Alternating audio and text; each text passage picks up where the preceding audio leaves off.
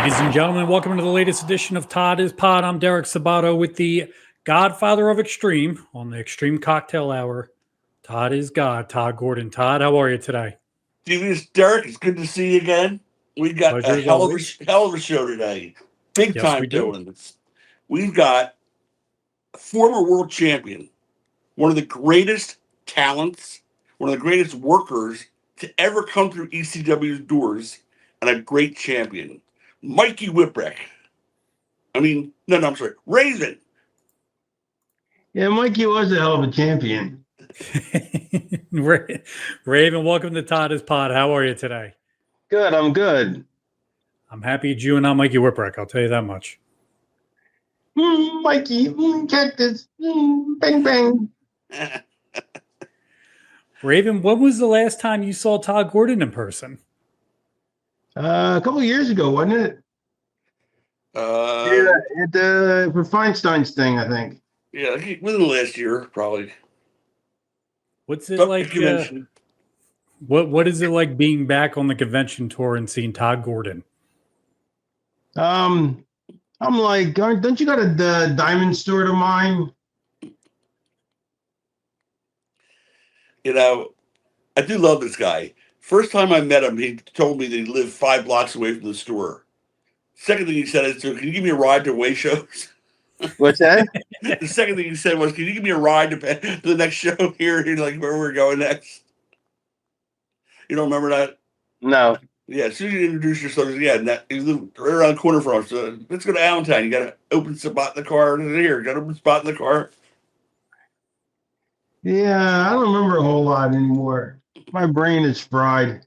You don't remember doing trivia contests of driving all up to Boston or wherever we were going? It was always you and I were the last two left for the trivia contests. Yeah, but I remember driving with Stevie everywhere. Well, we weren't together all the time. I'm just saying the very beginning when you first came in. Yeah, I remember. Look, I remember stuff. Like, it's weird how people remember stuff. Like, I remember a lot of stuff, but I forgot a lot of stuff. You know, it's like stuff that like I remember. Like, there's stuff I'm sure that I remember like perfectly that involved you that you have no recollection of. Absolutely. And vice versa. So, but I do remember that you loved this when I wanted to bring the meanie in. And I told you the idea, and you're like, "This is ridiculous." And you're like, "Paulie, you told Paulie, you're like, just give it to him, just to shut him up." And I'm like, and then it worked like a charm. And then I pulled it, and I wanted to bring in Nova, and you're like, "Not again." I thought it was the stupidest thing I ever heard of. He said, "The Beatles." I go, "I know the Beatles. I love the Beatles." He goes, "The Blue Meanie." I go, "What the fuck are you talking about?" He goes, "I'm telling you, it's a great idea." Yeah, from the Yellow Submarine. Yeah, I got it. And, I said it made no sense to me. Meanwhile, it worked like a charm. You're right. Yeah, I mean, like back then, how can you not love a 350-pound fat guy missing a moonsault off the top with his pants falling off? Dude, I want to hear about this documentary. I want to know what made you want to do it. What's the motivation? Tell me about it.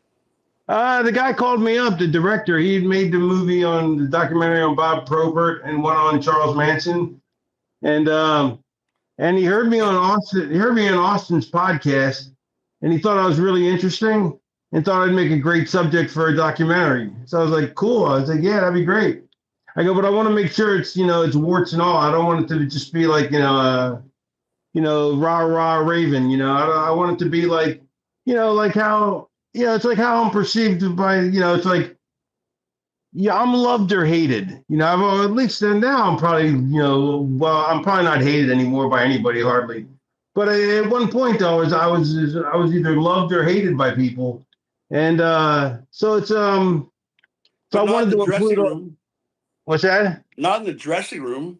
The dressing room, everybody loved you.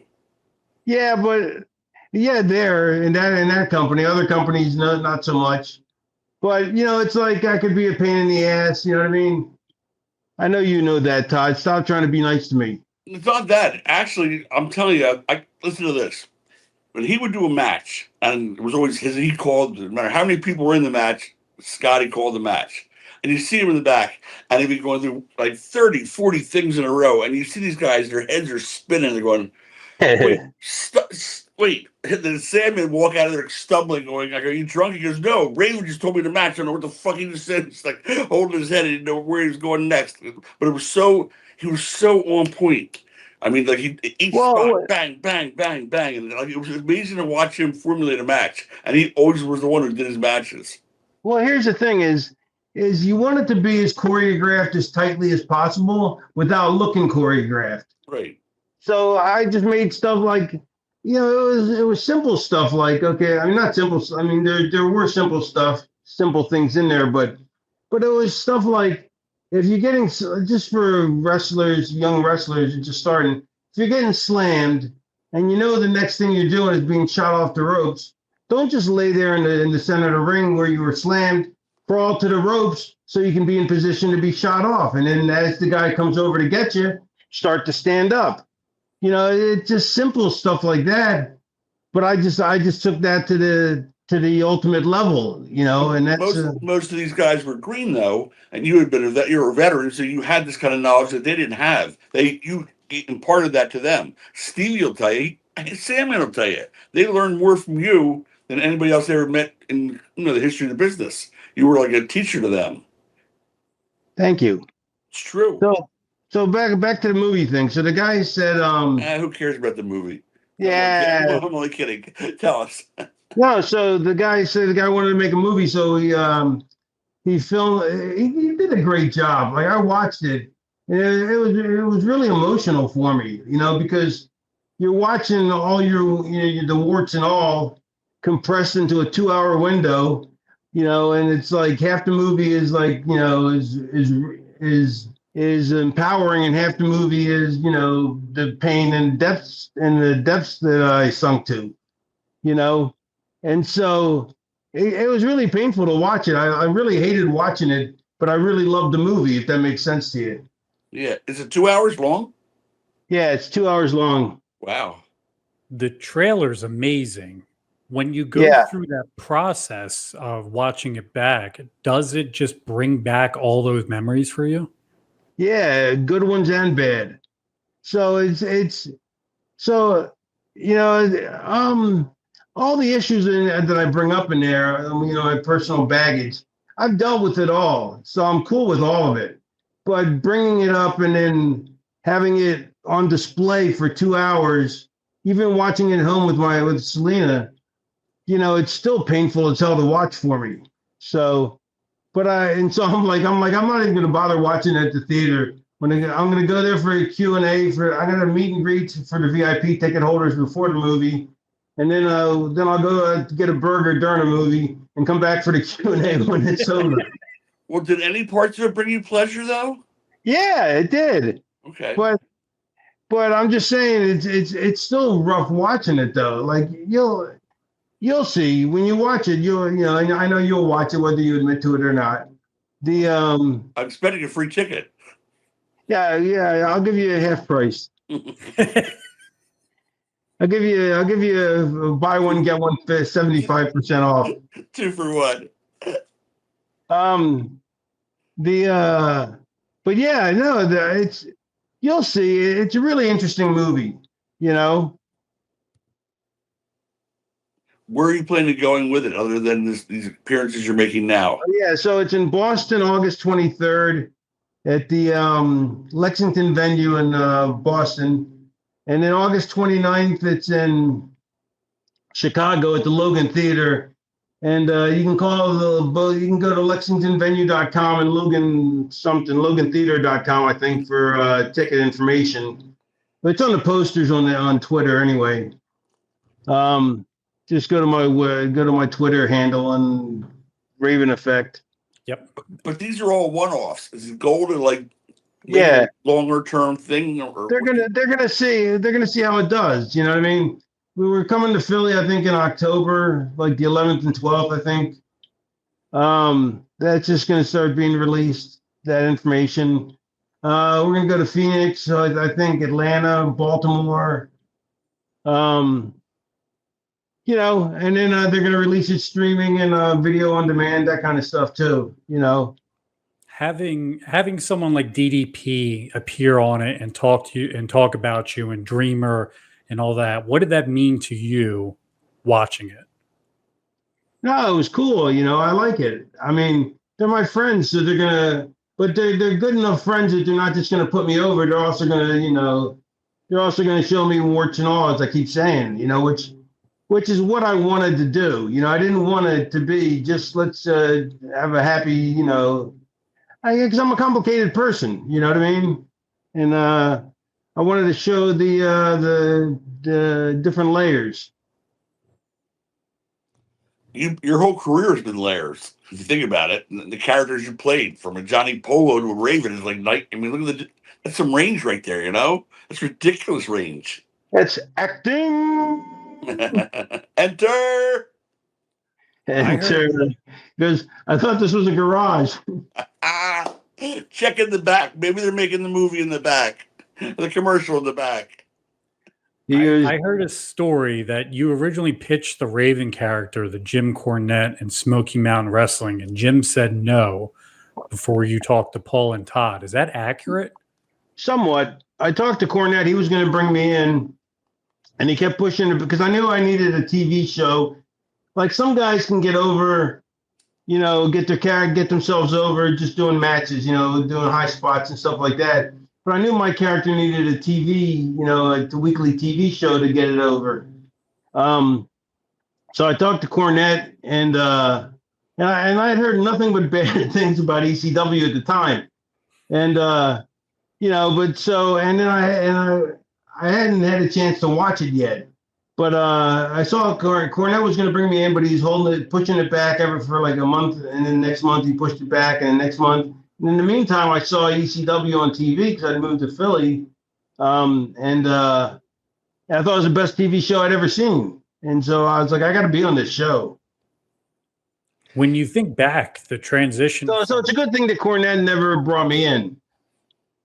When you think back at Johnny Polo and you're doing commentary with Gorilla Monsoon and you're the manager of the Quebecers, and then the next time we see you on TV, you're coming in introduced by Stevie Richards in a totally different character. That had to be a hell of a transition for you. Was it seamless? Yeah, pretty much. Yeah, I mean, it wasn't like I didn't realize how much I was going to take out of my personal life, that character, but I understood the character. It's interesting. Like Paulie saw right away. Paulie saw that it was going to be more than I even thought it was going to be. Like he really saw the. So he was there. He was a great. What's the word I'm looking for? He was a great advocate. Advocate, yeah, perfect. That's a perfect word. He's a great advocate of it, And so it was easier for me to take it deeper and deeper into my psyche and into my baggage. And, it is what it is. You had a vignette almost every week in addition to being on. Well, I'm good TV. You and Funk, and then you and, of course, you and Dreamer and Chair Shot heard around the world. We talked about that last week when you were kicked off to the cage and then fucking Chair Shot. I don't know how you ever saw straight again after that. Yeah, you guys were wanting me to take like 10 chair shots, and I'm like, no, I'm not taking 10 chair shots.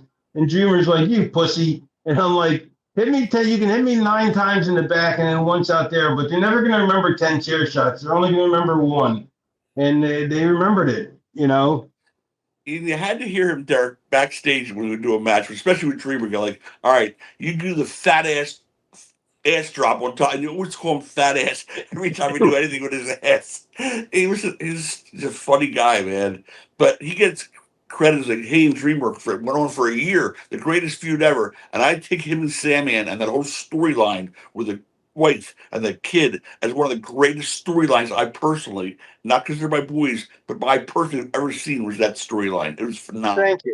Thank you. I'll put that storyline up against anybody's storyline ever. Yeah. I haven't watched wrestling in 20 years. You know what I mean? Like I couldn't watching it back when they did the alliance in WWE and they didn't use anybody. They just buried everybody. It broke me sort of in a way that it broke my love of watching wrestling. Not my love of the game, but my love of watching it. And so I stopped watching it and I never picked it back up. But so I don't know. There could be better storylines that have played out over the years, but up to that point, though, I would put it against anybody's, any Absolutely. storyline ever. What was your favorite between you and Dreamer and you and Sandman? Was it you and Dreamer? It was different. It was like being married to two different women, and they were both bitches. One had a fat ass and one had a pomegranate for balls. Sandman's balls look like a pomegranate. Are you upset that Bubba Ray took your fat ass gimmick on Dreamer now? Because that's all he ever tweets, that Dreamer is calling him a fat ass. No, I'm glad to see that my legacy's lived on. That's my proudest legacy.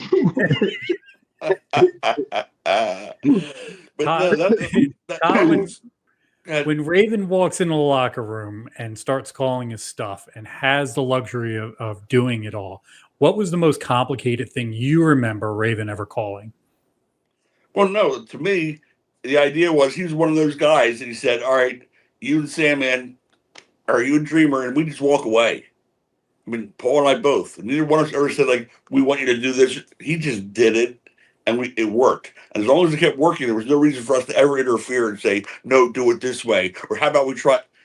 He was on his own. He had his own, his own department almost. And he had his own group there. And he kept adding to them so he would never have to take a bump. The idea was more people come in, the less bumps he has to take. And that was brilliant on his part. So he's got a musketeer. He's got, a guy in crutches. Well, yeah. I mean, here's the thing. Is this is what the part that everybody hated was the fact that I was lazy and I didn't want to take a lot of bumps, but it also fit my character perfectly to not take any bumps until it was time. And when it was time, I always took all the bumps that were necessary. Absolutely. But it was ironic and hilarious to me that all the boys hated the fact that I was lazy, but it just worked out for my character, They also hated the fact that when it's time for his match, so he said, where's Raven? So quick, got to the parking lot. There's some rat out in the parking lot giving a blowjob. Scotty, come on, you're up. Hurry up, he'd say, hurry up, I'm up. It's like, what? Who is this guy? He's like a Superman out there. There has always been talk about Kimona Wan and how she made her way in the ECW. Do we give you was it you that brought Kimona into the? She was dating a friend of mine at a strip club that I DJ'd on one night a week. Like there was nowhere to I used to go out every night of the week, but on Monday nights there was no real decent club to go to. Everything was dead. So I started going to this titty bar across the street from where I lived, and what was it called? Moonrakers or something. And so I DJ'd there one night a week, Monday nights because I had nothing better to do.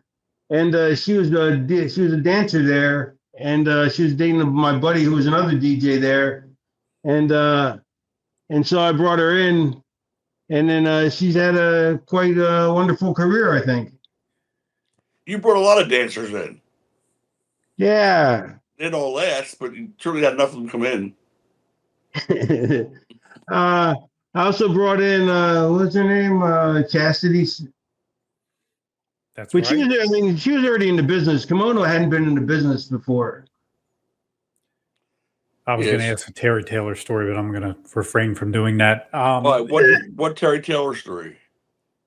There's a rumor that Terry Taylor was going to bring her into WCW for various reasons, and she came in for a Nitro, and then it all went to shit not long after, and that's always been the rumor. And I don't know if you were there for that, or do you know anything about that, Raven? But I've always heard that story. About Chastity? No, Kimona Wan and Terry Taylor. He did bring her in. Yeah. Why did it get shit? I don't know. The story's been that he brought her in and then for a promise, and then the promise wasn't fulfilled, and that's how quickly she left. She was there for a while, wasn't she? No. Like 3 weeks as Oh God. Kimona? Yeah. Leah Chow or Leah Meow or something like that. She was only there for a couple weeks. Was she? I thought she'd been there. I thought she was there for like a year or two. I mean, I'm sure back then in WCW, everything felt like a year. Well, wasn't she with like the Young Dragons or something? Yep, for 3 weeks and in and Huh. out. Nah, That I Terry mean, I don't Taylor. know anything. That rotten Terry Taylor. I have no idea. What's your favorite Tommy Dreamer story? Um, Man, I have so many stories of him. The One of my favorites is he ate 113, or I think it's $113 worth of sushi at one time. And this is back when sushi was like $2 a piece at the most. And ate like $113 worth of sushi and got iodine poisoning. Is that right? Yeah. Do you think you should have lost to Dreamer? Do you think you should have put him over on the way out? Because I always thought that was a mistake.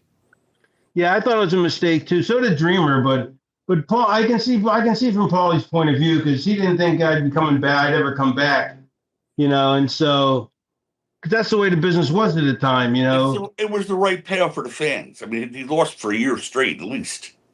Ah, 2 years, more like 2 years, I think. Yeah, so it was the right payoff for the fans of the promotion. No, I think it would have worked just as well, if not better, if he wouldn't have won. Because then they could have had that hanging over him for until eventually I came back. We did do that twice. We did Public Enemy on their last match. Everybody assumed they were going to lose to the Gangsters, and we put them over. And then again, we did it with Scorpio when he was leaving. He came out, he did the loser leaves ECW. They beat everybody. Well, everybody knows he's going to the WWF. So then he called out 3 different guys, and all 3 of them lost. Like a 30 days, you had to leave ECW versus the Hack Myers, JT Smith. And was, what the fuck? Scorpio's supposed to be leaving for the WWE. Total swerve. That was a great swerve. Have you seen the issue with Sandman and Kurt Angle as of late? The issue? Yeah, so Sandman called Kurt Angle a pussy, and Kurt Angle responded on TikTok because of the crucifixion angle. Have you ever talked to Kurt about that? Yeah, we've talked about it numerous times. Is this a current feud? Is this a current issue with them? Like 2 months ago, it blew up on hold TikTok. On. Time out. Someone brought up to Kurt the Sandman said like 20 years ago what a pussy he was, making a big deal about that whole thing. Kurt goes, "Oh, really? This is reason he's the pussy." Okay, it was 20 years ago. It wasn't a feud. It was so stupid. It made no typical internet shit. All right, fire Derek. He's a terrible host. You're fired, Derek.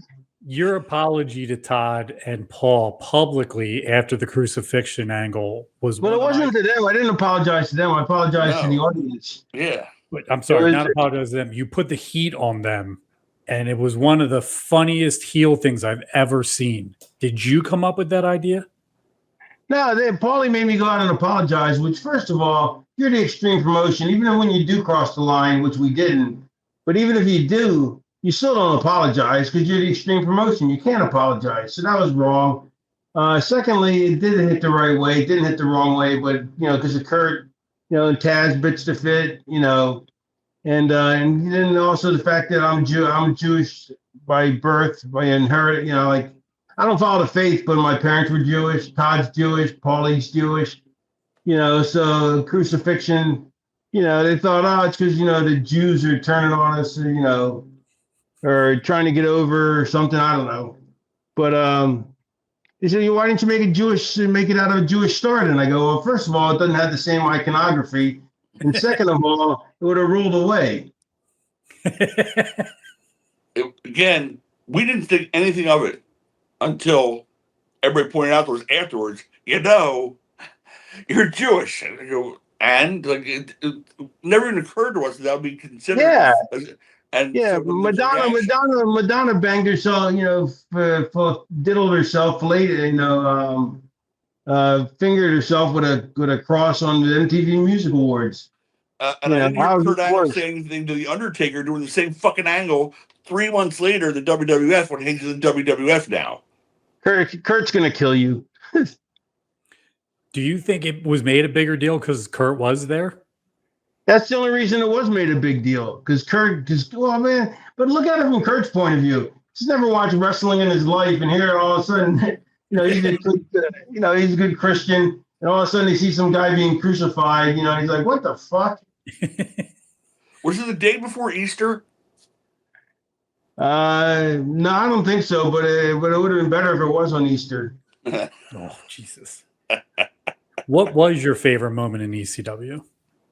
The double dog collar match. That was the best.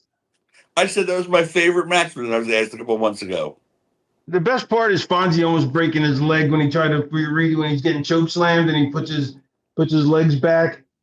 Remember? Yeah, I was laying there knocked out at the supposedly at the time. Everybody was knocked out on that thing. It was awesome. And then the best part though is I was going to chloroform Pitbull number 2, and everyone is like, once again, they all crapped on it. They're like, that'll never work. It'll never get over. And what I did was I went and got some. They used to use a little bit of chloroform and bowling ball cleaner. I found out, and so I went to the bowling alley and got some bowling ball cleaner. And when I poured it in the rag, you could smell it across the whole building. And even though nobody knows what chloroform smells like, if you never smelled it, well, as soon as you smelled it, you knew what it was and you could see what I was doing. And it got over huge. But I put it too close to Pitbull number 2's face, and I gassed him out and I knocked him unconscious almost. That was a great, great match. False finishes, the double referee, the whole thing was great. Yeah, that was amazing. That was I think that match was. I think that's probably the best match I ever had. That and the Gordy match. That's so funny that I said that was my favorite match too. It's interesting. Yeah. Where do you think if ECW had continued, it would have had a chance to survive, or would it have died with or without any money issues? Was it just too long to run, too late for that type of wrestling at that point? It wasn't. It was ahead of its time, and it was too big to be small and too small to be big. But if it would have happened 5 years later or 10 years later, it wouldn't have worked. But maybe 15 years later, it would have been what AEW is, I think. And let me tell you my thought. You know what it is? It's because like WWE and WCW and ECW, there's too many people to compete against. We were too small to compete against them. But if it would have just been WWE, when it eventually became that, I think it would have worked just as well too. And here's what I say, Scotty. 2 years later, it would have worked when the internet was invented. Whatever the hell that came out. Oh yeah. If we could have put our arena shows and our shows up for sale for $1 or $2 a piece, and the whole world could watch them, we'd have been able to totally support that company and grow that company. Yeah, no. We were ahead of our time, and then we were right on time. We were at the perfect timing for it originally. We were doing VHS tapes, come on. I'm saying, but we were like, we timed it perfectly at the time. Like, you couldn't have timed the company's growth at the time any better for the time period it was in. But then but once it went under, a couple more years went by, and then it would have been perfect to start to, to have it again, and which is what AEW did, from what I gathered. Do you think pay-per-view accelerated the end of ECW? I don't know. I don't remember, care. The cost of it. Do you remember Barely Legal? Yeah. Do you remember Todd running around the ring? Todd, were you running around the ring? Yeah, going, go home. We're going off the air in 30 seconds. Go to home. I had that covered. Remember the Quack, the foot doctor, or the company doctor is the foot doctor? He's Dr. like, Mark. He had to come running out and do his spot, and Paulie's freaking out. And Paulie's like, the show's going to end. Go. He goes, Paulie, it's not my spot. And he goes, and Paulie goes, you got to go. He goes, Paulie, I save lives. Wait, he's a foot doctor. His name was Dr. Mark? That was Shoot Todd's book? He's still, you kidding me? Absolutely. I still hear from him. Yeah, well, he's still a really good friend of mine. Wait, what was your question? I didn't. I thought Dr. Mark was a joke in Todd's book. I didn't realize his name was actually Dr. Mark. Yeah. That's his name. That's It's awesome. actually Doctor. It's actually the Quack is what I call him. But he actually is a foot surgeon with the San Antonio Spurs, I think, right now. Wow, from So ECW doctor to that. so he's a quality quank, quality quack. And he lived with Scotty, and Scotty had those foot issues, of course. So they like went hand in hand. So he was feeding him. He was Yeah, feeding because I him. got gout from my drinking, from my excessive drinking. I got gout, and that's how I met him. But that's another story for next time. Terry Funk is That was a hint. That was a hint that I'm ready to We got it. wrap it up. He wants to rap it. Let him rap. No, I understand. So ask me the last question. Ask me the last question. If Before you we were a have you go. tree, what kind of tree would you be?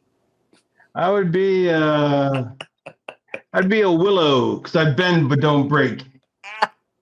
I love it. Make Scotty, sure I love you, brother. Thank you. I love you too, Todd. Make sure you follow Raven at The Raven Effect. All his appearances for Nevermore, The Raven Effect are up on his social media at The Raven Effect. Boston, August 23rd. Chicago, August 29th. Sounds like Philadelphia is tentatively scheduled for October.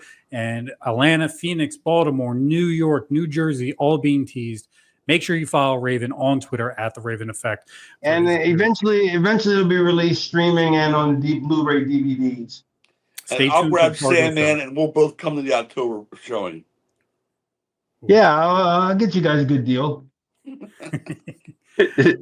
Raven, thank you so much for joining us tonight. Yeah, thank you for having me. It's good catching up, Todd. You too, brother. Derek, nice meeting you. Nice meeting you. We hope to have you back here soon. Make sure you follow Raven for Nevermore, The Raven Effect. I'll be back when I have more to promote. Thank you, sir. I'll talk to you. Right. Todd, God. what a world champion. What a great dude. He's Raven awesome. here on Todd is Pod. I got to be honest with you, man. He looks good. Yeah. Like I said, I don't see him in conventions now, but we talk on occasion. In fact, I went to go see a heart doctor about 3 months ago, and I'm talking to the guy, and he's going, "Tell me about your history." Blah, blah, blah. I'm going on my back, my leg, and he goes, "Why are you so back? What happened to you?" I said, "Well, it's crazy. I used to be involved in wrestling." And he goes, "Wrestling?" He goes, "Do you know ECW?" I go, "Yeah, I've heard of it. Why?" He goes, "I grew up on the same street as Scott Levy. He was in ECW. I go, "All right, that was my company." He goes, "Get the fuck in," and then he's going crazy. This guy goes, "He grew up right down the block from me. We used to play ball together." And it was hysterical. Small world. Yeah, it's a small world. Where we at, Derek? Our planned topic this week was to discuss Terry Funk, because Terry Funk unfortunately passed away a couple years ago. Raven, we had an opportunity to have Raven on the show. We did not want to miss out on that, but we will discuss more about Terry Funk next week. But my favorite Terry Funk story with you always has been Barely Legal, and we touched on it with Raven. What did that mean to you to have Terry Funk in the main event of Barely Legal, the first pay-per-view ever for ECW? No more than it meant having Terry Funk be there for the first TV taping as my first color commentator and eventual champion. Yeah. Nothing meant more to me ever than Terry Funk doing what he did, because there is no ECW without Terry Funk. I mean, there may be a promotion that ran shows, but we weren't going to be a TV promotion. We were going to get over the way we did without Terry Funk, who took Shane Douglas and made him a main eventer. He took Sabu and made him a main eventer. He took the Public Enemy along with his brother Dory and made them main eventers. Yeah. He was the most generous guy you've ever seen in your entire life. And he wrote the foreword to my book. Are you kidding me? God is God. You know what that meant to me? Yeah. Terry Funk meant everything to me. How far are we in? Because I want to do a whole Terry Funk episode. We're 35 minutes in. So, all right, so I got a little time yet. All right. Yeah, Terry Funk meant more to me than I could ever put into words. He was such a special, special guy. He was so generous. He was a superstar. These were guys who were wrestling in a bar show in Philadelphia. And he took all of them under his wing, if they came to him. He never put his name out and said, like, "Hey, come here, I want to talk to you. Here's what you're doing right or wrong." But if you came over to him and said, Terry, will you watch my match? Done. He'll watch it. He'll give you his opinion. Straight shooter. I mean, my funniest story, of course, the very first TV episode we ever did, the end of the show, I'm standing next to Terry Funk. I'm proud as a peacock. Yeah, I just did a TV show, man. Are you kidding me? A TV show? Wow. And I handed the mic to Terry, and he goes, well, don't worry, we'll get better. And all the air came out of me like, like a balloon. I was like, we'll get better. Thank you guys. We'll see you next week. He's like, what? And he was right. It sucked. And we got a lot better. And a lot of that is totally because of Terry Funk. Terry Funk's a guy who I will always feel gratitude towards and indebted towards. And he's just like, I give Terry Funk's story, and I'm not going to do his voice right now, but I'll try. In the locker room, somebody was complaining about their neck that they hurt it during the match, and they had no insurance, they didn't know what to do. And he goes, come here, everybody, come here, come here, come here. And everybody pulls little chairs up around Terry. Goes, let me tell you something. When you travel to do a show, you get a rental car. And you get the insurance, dadgummit, you get the insurance. And if you get hurt that night, you take that rental car and you run that dadgum thing into a stop sign or light or something else, and boom, they pay for your hospitalization. They pay to get your neck and back fixed, and you don't pay a dime. I'm just sitting like, who is this guy? And the boys are all in a circle around going, really? Really? I mean, they all were writing it down. He was that kind of a veteran and leader. He was just an amazing human being. Did you first get hooked up with Terry from the Joel Goodhart shows? No, Eddie Gilbert brought him in. He and Eddie were running an angle where they're having some independent matches in Texas, and I believe maybe in Memphis. I'm not sure. And so he brought him in to continue the angle in Philly. And from the beginning, he was doing vignettes. You can still see him out on the ranch, picking up the next to his horse, picking up the horse's tail, and going, Eddie Gilbert, you've changed, but your breath is still the same. I mean, he was just he was so funny, naturally gifted, obviously. Top 5 talent of all time, I would say, in the 100%. sport of professional wrestling. When you added the fact that he started out as a totally, amateur background, like he could, out wrestle anybody. That into the whole hardcore. I mean, he had every possible piece of wrestling and type of wrestling he was a master at. And at age 60, I want to say 58, 60, was doing moonsaults. Yep. He didn't have to do that. All he did was walk out there with a branding iron, and it had the poppy, that you wanted. But he still go out there and work his ass off every single show. Again, without Terry Funk, ECW doesn't make it the way it did. We will be discussing Terry Funk in depth next week here on Todd is Pod. We want your questions. Drop them in the comments below. We are going to discuss all aspects of Terry's run, including something we've been asked numerous times in the comments. What really happened when Terry Funk and Cactus Jack lit the ECW arena on fire? Legal cases afterwards. We're going to get into everything. Terry's contribution to the company, Terry putting the company on his back, Terry leaving, Terry coming back. All of it, we're going to get into everything with Todd next week here on Todd is Pod. We know we promised it this week. Raven was too good to give up and pass up on. We want to make sure we got Raven on the show. Right? He was a get. He was a get, and we will continue to have gets. We are working on more. There are former ECW World Champions, hopefully, that will be getting back to us shortly. I don't want to mention. And Mikey Whipwreck, no offense. That was just me being funny with Raven. We would love to have Mikey on the show. I was always a big fan of Mikey Whipwreck. One of the most entertaining characters in ECW history. Speak of entertaining, and last week we had the Queen of Extreme, Francine, on the show. You'll be doing a virtual signing with Francine for Captain's Corner. The information is at Todd's social media at ECW Tod Gordon on X and Instagram. You can get it's Saturday, August 23rd. So at 6 o'clock. Next week. 6 o'clock, next 6 p.m. Eastern time. That is correct. Yep. The link is on Todd's social media. We'll sign. We'll do whatever you guys want. Make it happen. Yeah. Todd will have Godfather Extreme shirts available for you to purchase. He will sign them for you. They will get shipped out to you. So we will have that. He will have books. Todd is God, the authorized story of Extreme Championship Wrestling, along with ProWrestlingTees.com/Tod Gordon. Get your shirts, get them ordered. We will be able to accommodate if you get them shipped to Captain's Corner in time to get them signed. We have that capability. So make sure you head over to ProWrestlingTees.com/Tod Gordon. And we are out of time this week on the Extreme Cocktail Hour. Todd, pleasure as always. I hardly drank tonight. I was so enthralled by listening to Raven. He is quite the character among characters and a bevy of characters of Extreme Championship Wrestling. We'll be back next week here on Podcast Eat Wrestling. Hit like, subscribe, turn on notifications for the next Todd is Pod right here on podcasteatwrestling.com.